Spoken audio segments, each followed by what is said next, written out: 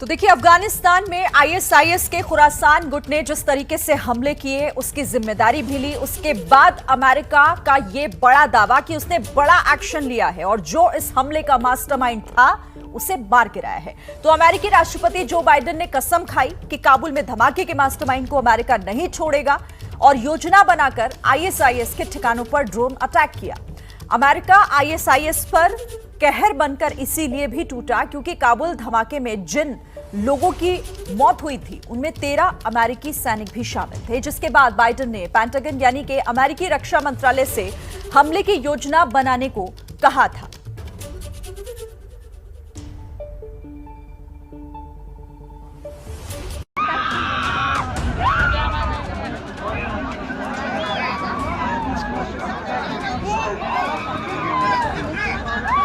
Kabul airport पर कयामत से अफगानिस्तान में दहशत और बढ़ गई है।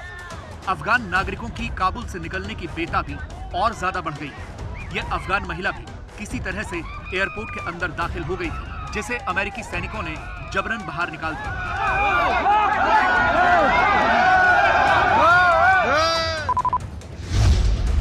काबुल धमाके के बाद अमेरिकी राष्ट्रपति जो बाइडेन अफगानिस्तान के फैसले पर चौतरफा घिर गए हैं। इसके बावजूद उन्होंने पीछे न हटने का ऐलान किया है, लेकिन इसके साथ ही एक कसम भी खाई है। We will continue the evacuation. I've also ordered my commanders to develop operational plans to strike ISIS-K assets, leadership and facilities.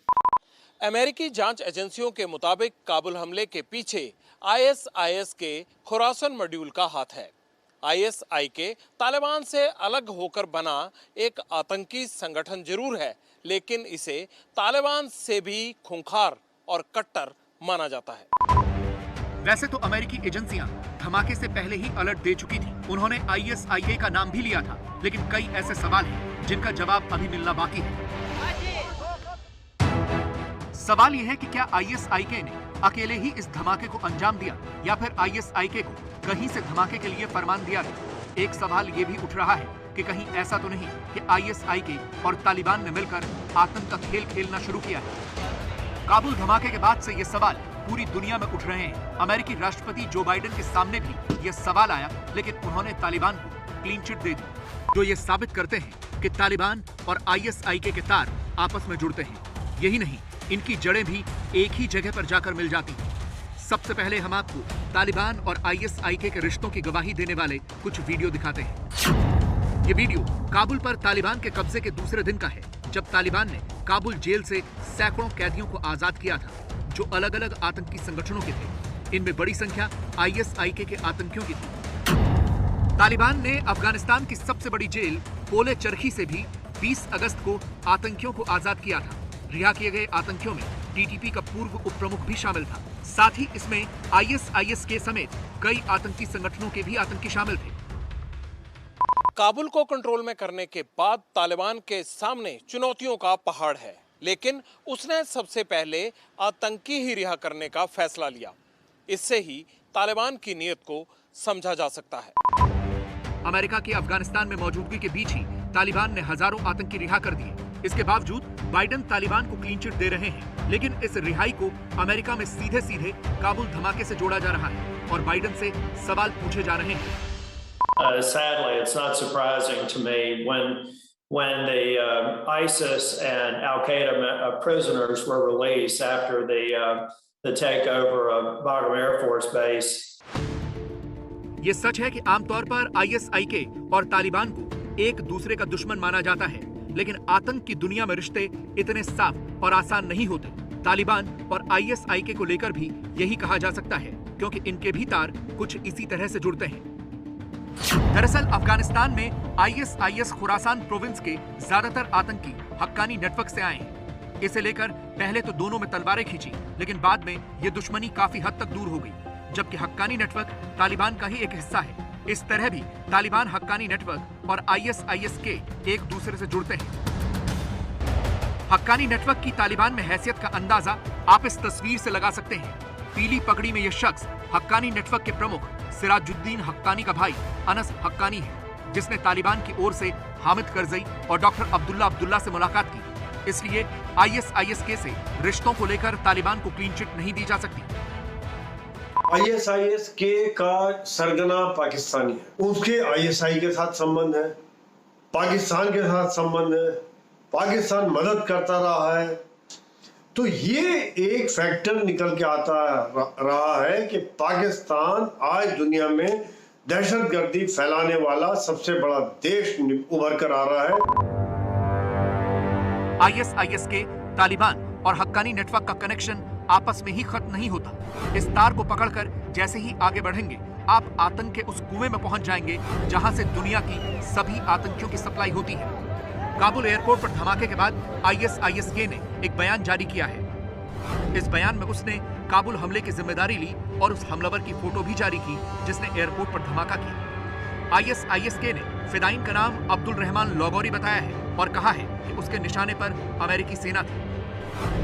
सुरक्षा एजेंसियां ISIS के बयान की जांच कर रही हैं, लेकिन इस संगठन के मुखिया की कुंडली बताती है कि काबुल धमाके के तार तो सीधे इस्लामाबाद पहुंचते हैं और काबुल धमाके की साजिश का एक और चैप्टर खुलता है, क्योंकि ISIS का सरगना असलम फारूकी नाम का शख्स है जो पाकिस्तान के रावलपिंडी का रहने वाला है। असलम काफी दिनों से अफगानिस्तान की जेल में बंद था। काबुल पर तालिबान का कब्जा होने के बाद हुई कैदियों की रिहाई में असलम भी छूटा और रिहा होने के 12 दिन बाद इतना बड़ा धमाका करा दिया। साफ है कि सिर्फ 12 दिनों में इतने बड़े धमाके तभी हो सकते हैं जब किसी बाहरी एजेंसी ने मदद की। काबुल पर तालिबान के कब्जे के बाद और इस धमाके के बीच जो कुछ हुआ वो इसी तरफ इशारा करता है कि इस मामले में तालिबान को क्लीन चिट नहीं दी जा सकती और इस इलाके में ऑपरेट कर रहे सभी आतंकी संगठनों का हेडक्वार्टर पाकिस्तान में ISI का दफ्तर ही है। तो अफगानिस्तान में बड़ी कार्रवाई का दावा अमेरिका कर रहा है। अमेरिका कह रहा है कि जो हमने कहा था वो हमने कर दिखाया, जो इस हमले का मास्टरमाइंड था वो मार गिराया गया है। लेकिन इस दावे पर आखिर सवाल क्यों उठ रहे हैं, इस पर बात कर लेते हैं। मेरे साथ के सिन्हा और SD मुनी सर हैं। SD मुनी सर, थोड़ी देर पहले जब मैं आपसे बात कर रही थी तो आप भी कह रहे थे कि इतना आसान नहीं रहा होगा या फिर इसे इतने हल्के में नहीं लिया जा सकता। अगर अमेरिका ये दावा कर रहा है तो इस पर सवाल क्यों?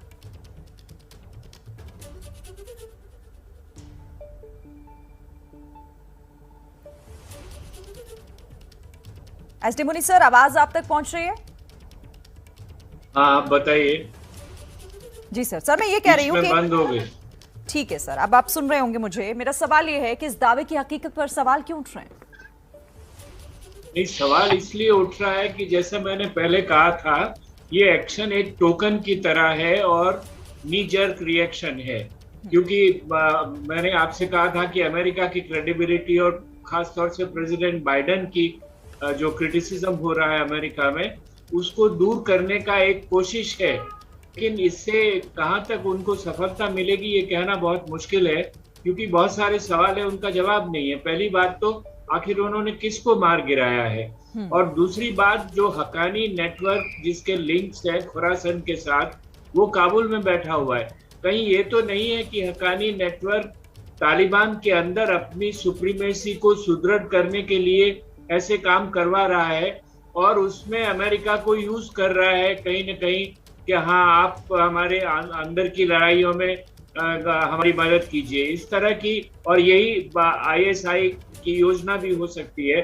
तो क्या इसका नतीजा निकलेगा, लेकिन एक बात बहुत स्पष्ट है कि अफगानिस्तान अनस्टेबल रहेगा, सिविल वॉर के वहाँ प्रोस्पेक्ट्स रहेंगे और जो कैओस वहाँ है अभी वो जल्दी से हटने वाला नहीं है। चाहे 31 अगस्त के बाद में जो एयरलिफ्ट ऑपरेशंस हैं वो बंद हो जाएं, चाहे नेटो और अमेरिका की जो फोर्सेस हैं वो वहां से हट जाए, लेकिन अंदर अशांति बनी रहेगी, लोगों को डर और खौफ बना रहेगा और आतंकवाद की जड़ें मजबूत होगी। के सिन्हा सर, क्रेडिबिलिटी पर सीधे सीधे सवाल उठा अमेरिका की। जब ये धमाके हुए 13 सैनिक अमेरिकी भी थे, अमेरिका के 13 सैनिक भी इस हमलों में मारे गए। तो क्या ये डैमेज कंट्रोल आप देख रहे हैं अमेरिका का? देखिए, अमेरिका चाहेगा कि ये डैमेज कंट्रोल दिखा दे कि हमने बदला ले लिया। क्या बदला होती है? बदला आप 20 साल से लेते रहे हैं। यदि आप केवल जब आप बात कर रहे हैं आज IS खुरासान की, तो मैं आपको बताता हूं कि 5 अमीरों को लगातार, ये 2014 से चल रही है कार्रवाई, 2015 में आया था और ये उस समय आया था जबकि पूरे तालिबान ने अपने फेस को, अपने स्वरूप को बदला था। और ये भी पता है कि आपको जो आप नंगरहार की बात करती हैं, आज से तकरीबन 1.5 साल पहले एक कैंप जब लगा था और वो चाइना के पैसे से लगा था, और ये चीजें आई कहीं छिप गई, ये रिपोर्ट सबको पता है। देखिए, लश्कर-ए तौयबा, जमात उद्दावा हक्कानी नेटवर्क और इस्लामिक मूवमेंट ऑफ उज्बेकिस्तान, ये मेरी रिपोर्ट नहीं है, पेंटागन की रिपोर्ट है। ये उन्होंने ये दिया है कि इनके पूरे के पूरे डिफेक्टेड नहीं है, वो आतंकवादी हैं जिन्होंने इसको खड़ा किया है और एज ए शैडो ऑर्गेनाइजेशन। क्योंकि तालिबान को सत्ता में आना था 2014 के बाद, जिस तरह से परिस्थितियां बदली, और 2018 में जो आपके डोनाल्ड ट्रंप साहब ने सबसे बड़ा जो एक बहुत भद्दा मजाक किया, जिसके अगेंस्ट में आप गए थे, तालिबान के अगेंस्ट में, उनको ही आप सत्ता में ला के बैठाते हैं। जिस तरह से आप ये करेंगे, आप देखिए, आप 5 साल डाउन द लाइन आप ये कहेंगे कि नहीं नहीं नहीं, ये तो जो खुरासान मॉडल है पूरे असभ्य हो गए, अब फिर उसको आप सत्ता में बैठा दीजिए। तो ये जो चीजें चल रही हैं और ये बहुत डेंजरस है। अमेरिका गेम खेल सकता है, आज निकल जाएगा, मगर ये इस इलाके को, इस रीजन को पूरा अशांत करके जाएगा। देखिए, जो मेन परपेचुएटर है वो तो है पाकिस्तान। आज भी most favoured nation out of NATO alliance Pakistan बना हुआ है। भारत को 2019 में यह देने की बातचीत चली, सेनेटर्स बोलते रहे, मगर अमेरिका के लोग, यही चाहे डोनाल्ड ट्रंप है, उसके बाद जो बाइडेन साहब, उन्होंने तो नहीं दिया। हम कहते हैं कि हम क्वाड के लिए उनके, मगर ये क्या दोहरी नीति है और क्या है? आप ये कहिएगा कि एक हमने वहां से लिया, एक मैं फिर से दोहराता, एक ड्रोन उड़ा और आ करके बदला ले लिया। तो ये नैरेटिव को नहीं, दुनिया को नहीं चलने देना चाहिए। ये जो बाइडेन साहब क्या खेल रहे हैं, वो कोई शतरंज की गेम खेल रहे हैं कि हमने एक प्यादे को मार दिया और पूरी हमें जीत गई। आपका पूरा का पूरा स्टेज, वहां पर स्टेज सज चुका है, और उस स्टेज को सजाने वाला जो किंग मेकर है वो पाकिस्तान है। एक चीज नहीं उसके ऊपर कार्रवाई करते। आप नॉर्दर्न वजिस्तान का इलाका है, फाटा का फॉर्मर एरिया है, जहां से ये तंजीमें चल रही हैं, और पूरे के ऊपर देखिए, हक्कानी नेटवर्क, आपके संवाददाता, एक बहुत अच्छी बात उन्होंने की, उनका विश्लेषण बड़ा अच्छा था। देखिए, 2 धड़े में बटा हुआ है। अखुनजादा पाकिस्तान की जेल में है, जो कि अमीर है तालिबान का, और उसके प्यादे मुल्ला ब्रावदर उसका डेप्टी होता था। उसको आपने काबुल पे तो नहीं बैठाया, कंधार में उसकी कैपिटल बनाना चाहते। हक्कानी वट को आपने दे दिया काबुल में, और काबुल आप कहते 2 धड़े में बैठ करके पाकिस्तान इसको अखुनजादा की तरह चलाएगा, कि क्योंकि वो उसकी कान अमेट रहा है, वो वहां लड़ाइयां चल रही हैं। और ये सारा का सारा किया हुआ अमेरिका के, और अमेरिका के मेरे नहीं लगता कि अमेरिका जो इस गेम को खेल रहा है वो खेल सकता है, लोगों को बता सकता है कि हमने किया है। वो जो सामरिक चीजों को समझते हैं, इन चीजों को जानते हैं, तो ये डाइवर्ट नहीं कर सकता है। एक वर्ड नहीं बोलता है तालिबान के। मैं 31 तारीख का वेट कर रहा हूं। यदि उसने उसको दे दिया रिकॉग्निशन, तो अमेरिका की आप मान लीजिए कि उसकी साख 0 मिल जाएगी, और अमेरिकन पब्लिक नहीं छोड़ेंगे, जो बाइडन हो या डोनाल्ड ट्रंप हो या आने वाले लोग। ठीक है सर, SD मुनी सर से भी मैं रिएक्शन लूंगी इस पर। एक छोटा सा ब्रेक हम ले रहे हैं। सभी खास मेहमान हमारे साथ हैं, फौरन लौट रहे हैं। कुछ मन में सवाल हैं, और सवाल उस हकीकत को लेकर जो भी उठ रहे हैं, उस पर हम बात भी लगातार कर रहे हैं। SD मुनी सर, अब इस बीच देखिए, जो मौजूदा परिस्थिति बनी हुई है, इन सबके बीच अब वो डेडलाइन भी करीब आ रही है जो तालिबान की तरफ से दी गई है। उस डेडलाइन को कैसे आप देख रहे हैं कि मान पाएगा अमेरिका, या फिर वो आगे क्या होगा फिर इसका? वो डेडलाइन तो अमेरिका कह रहा है कि वो मानेगा, लेकिन उसके साथ ही साथ अमेरिका के CIA एजेंसी ने बारदार के साथ कांटेक्ट करके, मैं समझता हूं, तालिबान से ये भी कहा है कि अगर ज़रूरत पड़े तो हम उसके बाद में भी कुछ न कुछ हमको लोगों को यहाँ से हटाना पड़ेगा। बहुत सारे अमेरिकन अंदर फंसे हुए हैं, वो शहर से एयरपोर्ट तक नहीं पहुँच सकते, और काबुल के बाहर भी बहुत सारे जो लोग रह रहे हैं, उनका मूवमेंट बहुत रेस्ट्रिक्टेड है। इसीलिए मैं समझता हूँ कि फॉर्मली तो बंद हो जाएगा, लेकिन कहीं न कहीं एक खिड़की खुली रहेगी जिसमें वो काम, अमेरिकन्स को वापस लाने का काम चलता रहेगा। उसके बिना जो समझ है, जो भी समझ बनाई है अमेरिका ने तालिबान के एक्लोन से, तालिबान लीडरशिप से, उसको कायम रखना बहुत ज़रूरी है, और लोगों को वहाँ से निकालना भी बहुत ज़रूरी है। दूसरी बात ये भी है कि तालिबान के पास अपने आप कोई ऐसी स्किल्ड लोग नहीं है जो कि एयरपोर्ट को मैनेज कर सके। कल परसों ये खबर आ रही थी कि वो टर्की से कहेंगे कि उसको एयरपोर्ट को मैनेज करें, स्किल्ड लोग नहीं है, टेक्नीशियंस नहीं है, तो ये भी उनकी अपनी जरूरत है कि कहीं ना कहीं ठीक है सर। तालमेल उनको बना के रखना पड़ेगा। लेकिन सारी नेटो फोर्सेस ने ये डिसाइड कर लिया है जी। कि 31 दिसंबर को ऑब्जर्व करना चाहिए। ठीक है सर, धन्यवाद आपका इस बातचीत के लिए, चर्चा के लिए। आप दोनों खास मेहमान हमारे साथ जुड़े हुए थे, के सिन्हा सर, एसडी मुनि सर, धन्यवाद आप दोनों का।